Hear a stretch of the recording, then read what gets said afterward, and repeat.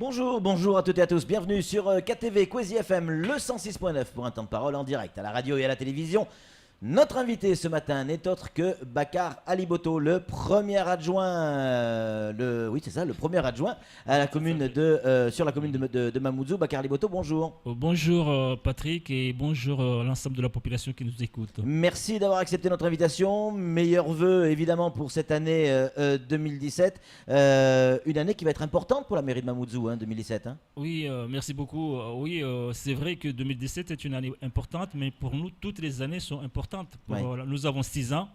Chaque année, dans ces 6 ans, est importante pour nous puisque la population nous a choisis pour justement améliorer son niveau de vie, son confort. Et c'est ce que nous sommes en train de faire depuis le premier jour. Nous sommes arrivés à la mairie. Alors on va essayer, et on va parler évidemment de l'éclairage qui est en train de se mettre en place et qui se voit pour le coup, c'est des choses qui se voient. On va parler tout à l'heure également de ces caméras qui sont mises en place. On va parler également de ces vendeurs à la sauvette sur le marché de Mamoudzou. Mais juste avant, Sam et Flo disaient tout à l'heure que le drame, ce qui s'est passé du côté de Koungou avec un enfant porté disparu pour le moment, Mamoudzou n'est pas à l'abri de ce genre de drame. Oui, à la Mamoudzou, c'est sûr que je pense que nous sommes nous sommes très mal lotis par rapport à Congo, puisque nous concentrons ici, dans l'ensemble de nos villages, justement ces bangas complètement en situation bien sûr irrégulière, mais surtout en situation de danger permanente. Parce que quand vous passez à Kawini, à Lujani, vous voyez là où ces maisons sont construites, mais on se demande pourquoi jusqu'à présent il n'y a pas eu des drames aussi importants que ceux qu'on vient de voir à Congo. Oui. Puisque en général, ces bangas sont construits soit sur le lit des rivières, soit sur les flancs normalement interdits à la construction, et qu'on voit les bangas superposés les uns sur les autres. Donc le danger est total, que ce soit avec la pluie, que ce soit en cas d'incendie, que ce soit en cas d'éboulement, alors que ce sont des zones de très fort risque. Vous êtes le premier adjoint, Bakar Aliboto, vous dénoncez une situation, vous êtes à la tête quasiment de la mairie. J'ai envie de dire, qu'est-ce que vous faites ? Oui, mais c'est simple de dire ça, puisque vous savez très bien que pour déloger quelqu'un qui est déjà installé dans une maison, dans un banga, il faut recourir à la justice. Et ici à Mayotte, compte tenu des difficultés, ou en tout cas les moyens qui manquent dans l'ensemble des services d'ailleurs, que ce soit au niveau du tribunal, de l'hôpital, de la police, etc., il faut compter au minimum 6 mois, 2 ans pour espérer avoir une décision de justice. Et lorsque vous en avez une, vous arrivez sur le terrain, vous constatez que l'origine de la plainte, le contexte a changé complètement. Et on vous demande, c'est plus la même personne, il y a d'autres bangas supplémentaires, on vous demande de retourner au tribunal pour saisir encore le tribunal pour les autres bangas. Vous voyez un peu le rythme et les années qu'il faudra. Là, vous êtes en train de dire que nos lois ne sont pas adaptées à notre territoire. Mais c'est ce que j'ai toujours dit, que la loi française, c'est vrai, est belle. La France est une démocratie, c'est une belle nation. Mais la France est quelque part mal adaptée, mal équipée, et surtout avec le fait que c'est la nation, la patrie de droits de l'homme. La France a un certain complexe qui fait que souvent, nous pensons d'abord à cet aspect de la patrie de droits de l'homme, et que nos lois qui devraient être faites pour protéger les Français sont en général faites pour surtout protéger ceux qui sont hors la loi. Donc c'est quand même contradictoire. J'ai pu visiter des pays où il y a une population étrangère très forte, même des fois 2 fois plus que la population locale, et on n'a pas les problèmes que nous avons à Mayotte, parce que là-bas les lois sont strictes et claires. Et chacun sait, à chaque fois qu'il met son pied sur ces pays-là, que les autorités ne jouent pas, ne s'amusent pas. Quand on ne respecte pas la loi, aussitôt on subit la foudre prévue pour ça. À Mayotte, ce n'est pas le cas. En France en général, ce n'est pas le cas. À Mayotte, c'est encore pire. Donc on ne peut pas continuer comme ça. Tant qu'on ne changera pas les dispositions mises en place, en tout cas prévues pour la protection de la population, ça ne va pas changer. Il faut un dispositif spécifique pour Mayotte en termes de loi et de juridiction. Mais bien sûr, et ça c'est le rôle des parlementaires. Ce ne sont pas aux maires, parce qu'on s'attaque souvent aux maires. C'est vrai, j'en fais partie des adjoints, des élus locaux. Mais ce ne sont pas aux élus locaux d'aller défendre Mayotte à Paris. Ce sont les parlementaires qui doivent agir là-bas. Donc tant que nos parlementaires successifs n'ont pas réussi ou ne réussissent pas jusqu'à aujourd'hui à expliquer à Paris que nous avons un contexte particulier à Mayotte et que la loi de la République, qui est souvent protectrice de la population française, ne l'est pas à Mayotte. Tout simplement, nous avons un contexte ici qui n'existe nulle part sur le territoire national qu'à Mayotte et que ça ne changera jamais. Nous continuerons malheureusement à nous enfoncer et qu'à terme, le pire risque d'arriver. Bakar Liboto, restons sur la mairie. Là, il pleut, on l'entend, ça tombe sur le toit. Il pleut depuis 4 heures du matin, beaucoup du côté de Koungou, pas mal sur Mamoudzou. Malheureusement, a priori, il ne pleut pas sur les retenues collinaires. Ça, c'est plutôt dramatique, mais on aura l'occasion d'en reparler également. Mais on le sait, à chaque fois qu'il pleut beaucoup, notamment sur Mamoudzou, ça dégueule, ça déborde. C'est des coulées de boue, c'est des caniveaux qui sont bouchés. Est-ce que vous avez déjà entamé le processus de nettoyage des caniveaux? C'est pas que nous l'avons entamé. L'essentiel des caniveaux de Mamoudzou sont curés pendant les derniers mois. L'essentiel est que normalement, on ne devrait pas avoir de soucis. Mais le problème, c'est qu'on cure ces caniveaux, on dépense beaucoup d'argent et que dès la première pluie, tous les saletés, toute la terre déblayée pendant les mois passés descend et tombe dans les caniveaux. Tout de suite Voilà, vers les quartiers et couvre tout de suite, comble tout de suite les caniveaux, et comme si on n'avait rien fait quelques mois auparavant. C'est-à-dire, quelque part, c'est de l'argent perdu pour juste la première pluie. Et qu'après, nous avons les problèmes que nous avons. En fait, en réalité, les caniveaux à Mamoudzou sont sous-dimensionnés.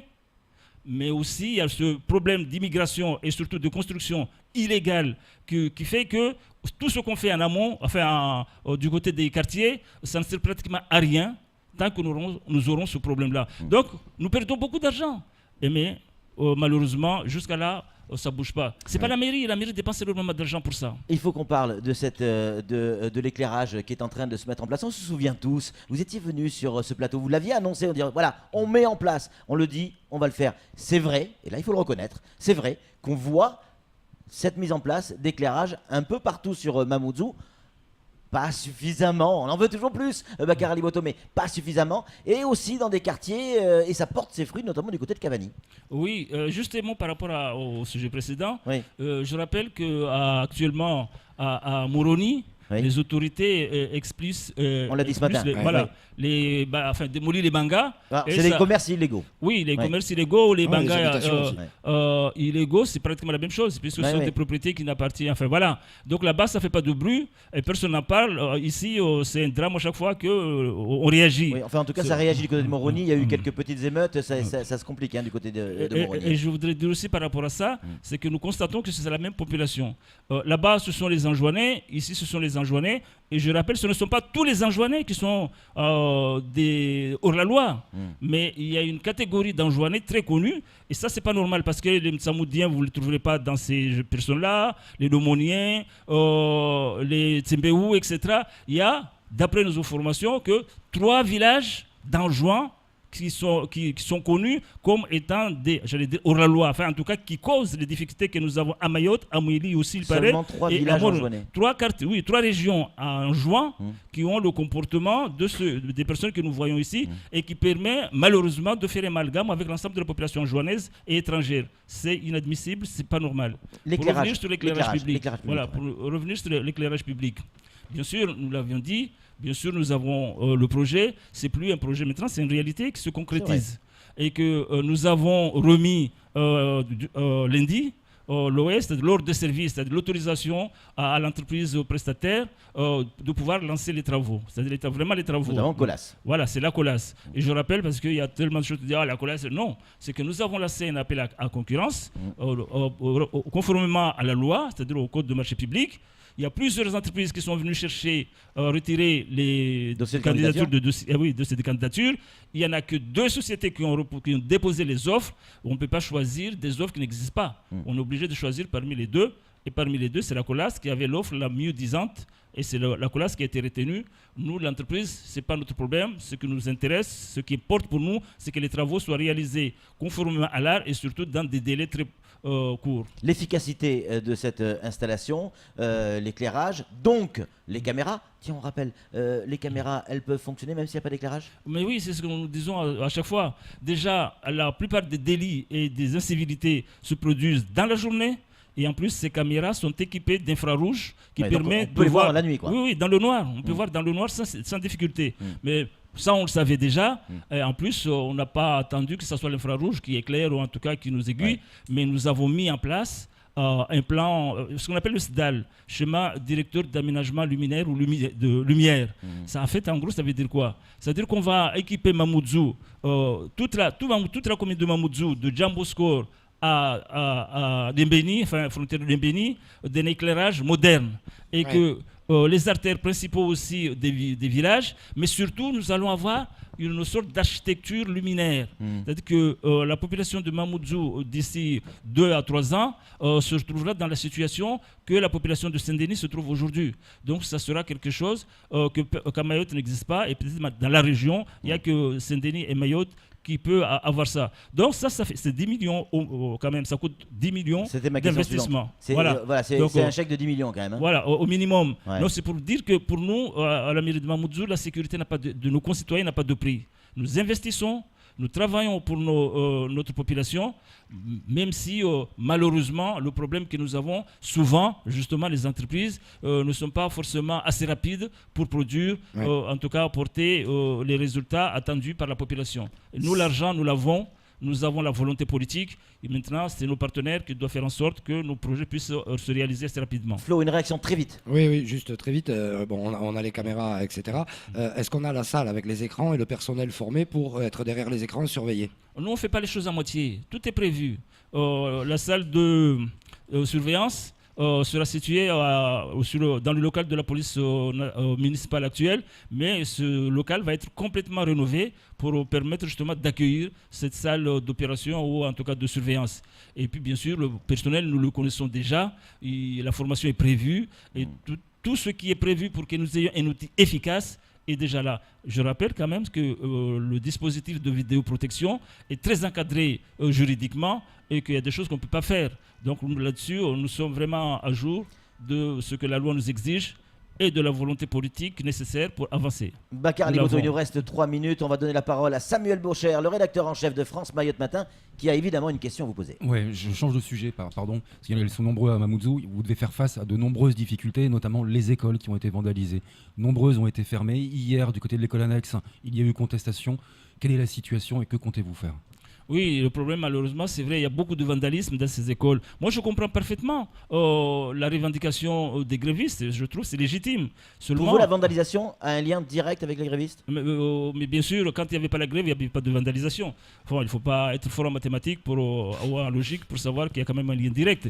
Donc moi, je dis, nous comprenons complètement et les revendications des grévistes, je pense qu'elles sont légitimes, mais nous avons aussi la responsabilité et la sécurité de nos écoles et la responsabilité et la sécurité de nos enfants.